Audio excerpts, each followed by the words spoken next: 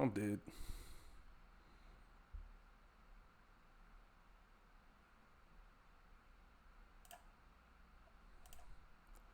All right.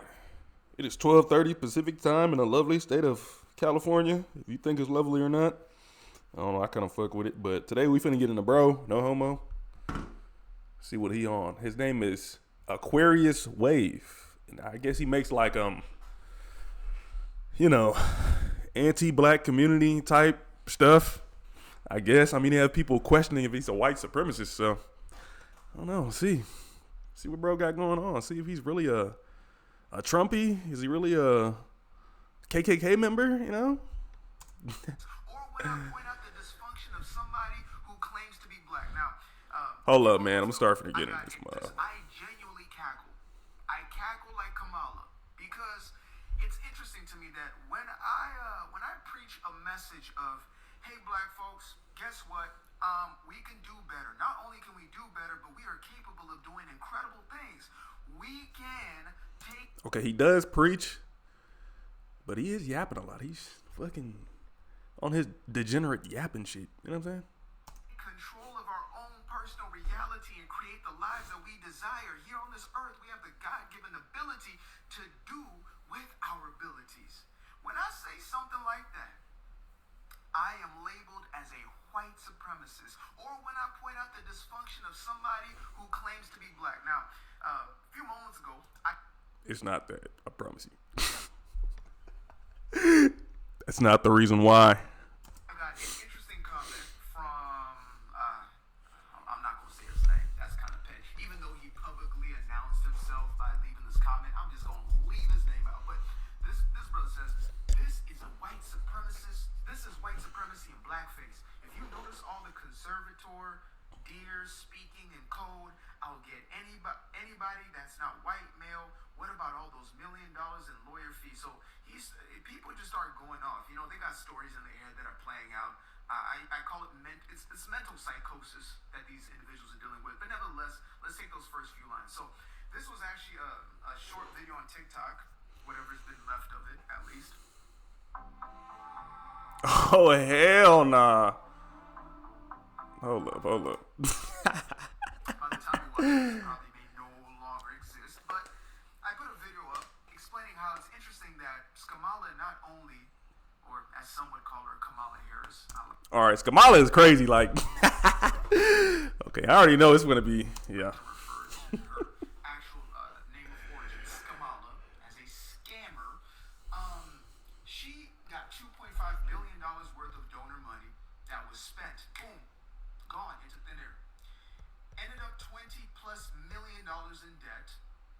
And turns out that they were still taking money out of their donors' accounts. The people who didn't cancel their memberships, like most people wouldn't, you would just think, oh, the campaign's over. It's been almost 2.5 months at this point. Surely you wouldn't be taking money out of my account. Well, guess what they were. So I exposed that. And that brother felt the need to call me a white supremacist for calling that out. Now, here's the interesting thing for me. So, if I call out corruption from somebody who is of color, let's pretend Kamala was actually black. Let's pretend for right now. Just like Okay, she is black. They did get $2 billion. That's kind of crazy how they fucked all that off. I ain't gonna lie to you. Like, I feel like they're just targeting the wrong like demographic the whole time. You know what I'm saying? They're targeting freaking black people. You know, transformers. Freaking. You know, like. Wrong audience. They don't even vote. A lot of those people were talking about, oh, since Palestine, blah, blah, blah, we're not going to vote until Palestine's free. You know what I'm saying? Like, Democratic Party be shooting itself in the foot. I'm not going to lie. Pretended for those 3 to 4 months when she was running for president. Let's pretend right now. So let's say she was a black woman, right? Why would it be a signal of white supremacy to call out daylight robbery in somebody who is black? I don't really understand that part. Like, when I call out a white individual for doing the very same thing, why is it that you don't feel the same level of vitriol? Why is it that you... Big bro ain't calling out white people like that. I'm just let you know right now. Big bro not calling out white people like that. don't feel the same level of anger or aggression towards it. I didn't say, oh, hey, look, there's a black woman, pretend black woman, right? Oh, white supremacist in me wants to call her out. Okay, do y'all feel like, okay, so we had the 1% rule back in the day. If you had 1% a drop of black blood, you were like considered black in America. You know what I'm saying? So do y'all think it's more like you have to be more culturally black, and then you could, because I consider Kamala Harris black. I mean, she was in the fucking AKA sorority. My mom was in that sorority. It's like, it's a black sorority, you know what I'm saying? Her grandma's black. I mean, I'm not going to get into all the semantics. All right? So that's the part, that really befuddles me. But then on the other side of this conversation, like I said, my true message is one of personal accountability. Because I know that personal accountability leads to personal power every single time. When you blame an external factor, it leads you into a place of weakness. When you point the finger, I don't care if you blue, black, red, green, if you point the finger externally, whatever you point blame to is going to become the thing that has power over you. Let me repeat that one more again for the ones in the back of the back. When you point the finger, bro, think he Dr. King or something like. outwards, whatever you point to has power over you. When I blame my mama, my daddy, my uncle, my sister, my cousin, my boss, the government, whoever it may be, I'm giving that thing authority and power over me instead of the God-given power that's been bestowed within me to make change within my own personal life experience. And so a message like that to me actually sounds like, I don't know, superiority. Not black or white superiority, human superiority, right? To have dominion on this earth, we are superior. If you're ignoring how your problems came from, what your problems come from, you're bound to just go right back into those problems. That's all I'm saying. Like, I get what he's saying, but it's not as simple as he thinks. You know what I'm saying? There's a lot of problems that people have. You need to find the problem, point it out, never go back to the problem. You know what I'm saying? Because if you're saying, oh, it's just me the whole time, what if your freaking wife getting beat up by her husband, so it's just you the whole time? No. Can't do all that, brother. And we are guardians of this planet. We have brains, prefrontal cortexes that work to give us a rational way through life where we can create things outside of our natural environment, right? I want you to tap into Okay, that's facts. that aspect of yourself. I would be delighted if that's all you got from anything I ever said, because that's all I'm really ever saying when it's all said and done, right? But yet I and others like myself are labeled as the white supremacists. Now, imagine this. If I come out and tell you black folk are suppressed, they are oppressed, they can do nothing for themselves, they need reparations, they need handouts, man, it's so unfair for the black man, oh, poor black man.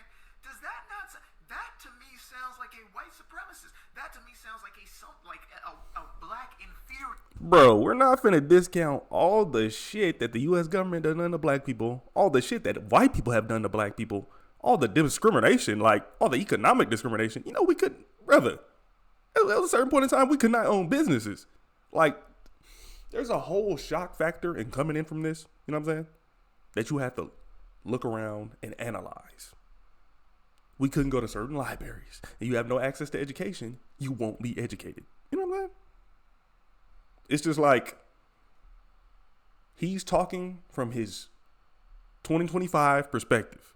You know what I'm saying? It wasn't the same way back in the day at all. We were under the yoke of the crackers, bro. That's what I'm saying. Like, he don't understand how hard the yoke was. I'll say that because it could be coming out of anybody's mouth. That sounds like any people that's been under a yoke that bad, that's of a black color of their skin, just like in Jamaica, where they couldn't own business until like the fucking 80s, 60s. Like, brother, you can't sit here and discount all this shit. Like, if you've never ran a business, how the fuck you gonna know how to run one? That's like just be like, oh, this is open a bank. And you don't even know how to fuck a bank run because you ain't never educated yourself. You know what I'm saying? black inferior. I digress. If they are seeing you as unable to do for yourself. Nobody said we were unable to do for ourselves, bro. We need reparations. Everyone's got reparations. Chinese immigrants got reparations. Japanese got reparations. Jews got reparations. We're gonna get on all that. Indians got reparations. The shit that happened to them, honestly, I would say brother, black genocide's a little bit. It's in that ballpark, all right. LBJ, when he was on that stage, Lyndon Baines Johnson pretending as if he gave a damn about y'all. Oh, you know, it is unfair that the black man have gone through such atrocious things. But it was your party that did atrocious things. But it was you, the Democrats. Y'all fought to keep slavery. Y'all created Jim Crow and filibustered the Civil Rights Act when the Republicans were looking to push it through the House and Senate. Y'all did that, but all of a sudden, he changed his tune because he knew he did.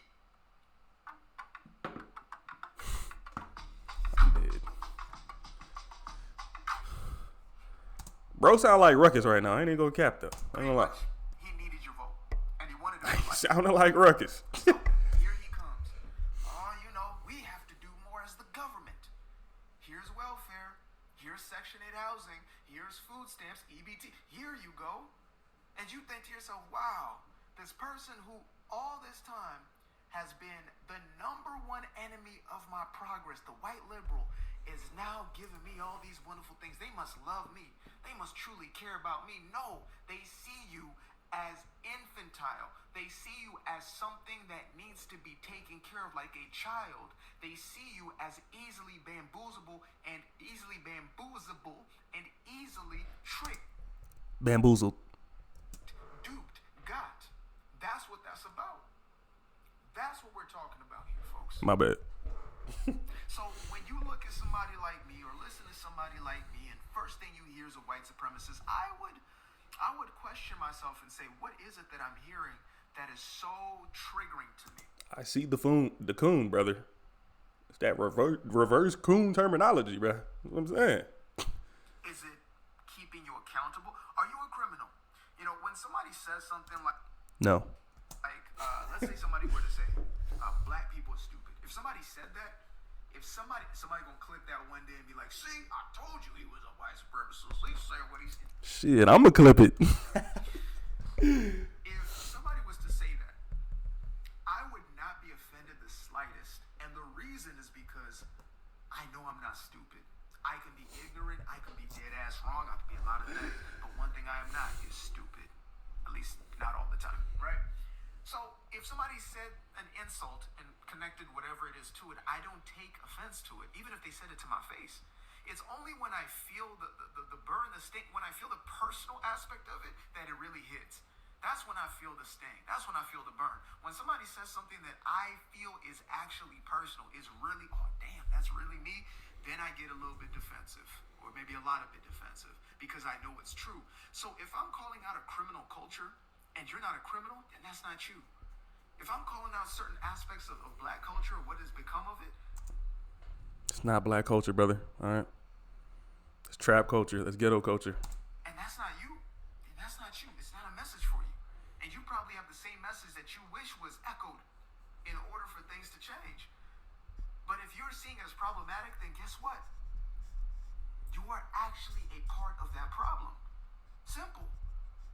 If you are for degeneracy, if you are for the being for the street walking, if you are for the gangsterism, the thug lifestyle, if you are for these things, then you're part of the problem. And therefore you can actually, maybe you should be offended. You should be offended by your damn self. I ain't gonna lie. Yeah, we got the reverse coon trigonometry, you know what I'm saying? The technology on some Yakubian type shit. This is like a Yakubian psyop. I ain't gonna lie. This like black Republican shit, hella Yakubian psyop. You should look yourself in the mirror and say, why is it that I'm showing up in the world in this way?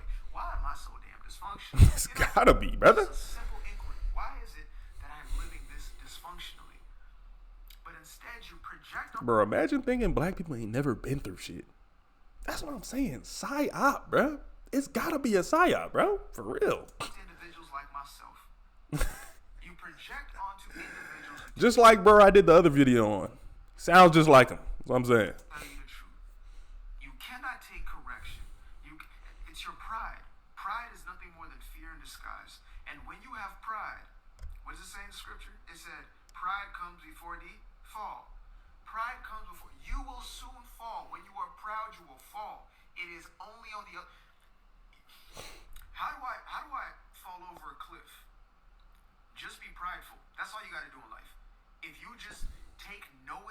anybody. You listen to no damn body. You taking no new information. Nobody can't tell me nothing. Have that type of mentality. Watch yourself fall off of the proverbial cliff of life. Watch. And what happened? I'm an avid learner. I love reading. I got hella books in my crib, but I don't know. You know, he's talking about like the people who don't even watch YouTube videos like this. You know what I'm saying? Like the y'all know what I'm talking about. I ain't gonna get into it. Time and time and time again. You might fall at first and scrape your knee, right? You might fall at first and hit your head. Eventually, you're just gonna fall. Crash landing. That's the crash out. Because nobody can tell you anything. Because you already know every damn thing. So you hear somebody like me, or, you know, it's not just me. There's multitudes of people who are telling you this. There's people in your own household who have been warning you of this. I lost 3 of my best friends to ODs. They overdosed. Unfortunately, they couldn't pull themselves away from the thing that everybody around them was saying. You know what's crazy? Maybe if they identified why they like doing drugs, identified who got them into this situation, identified what feelings made them feel that way, that they needed to do drugs instead of just being like, I'm just get off the drugs. You can't just get off the drugs. You gotta know why you're on the drugs. You know what I'm saying? Saying, hey, you gotta get out of this. And I was one of them. I was in that lifestyle. And at a certain point, I had to let my pride. Yakub spitting now. I'm gonna say, bruh, Oh. like what you're doing is not working. What you're doing is not only not working, but it's gonna lead to something worse. It's gonna lead to something you can't reverse. And so here we are. Here we are. By the grace of God, I let my pride go. I had to soften my heart. I had to say, you know what? If I want a different result in my life, I got to do something completely different than this. Because this course, and sure enough, in the last 10 years, Yeah, it's like real information mixed in with Yakubian psyop. So, guys, let me just get used to this shit. All right, guys, let me know what you think about this shit. Should I do another Yakubian psyop video, or what? Some more Yakubs out here need to get exposed. Let me know what you think in the comments.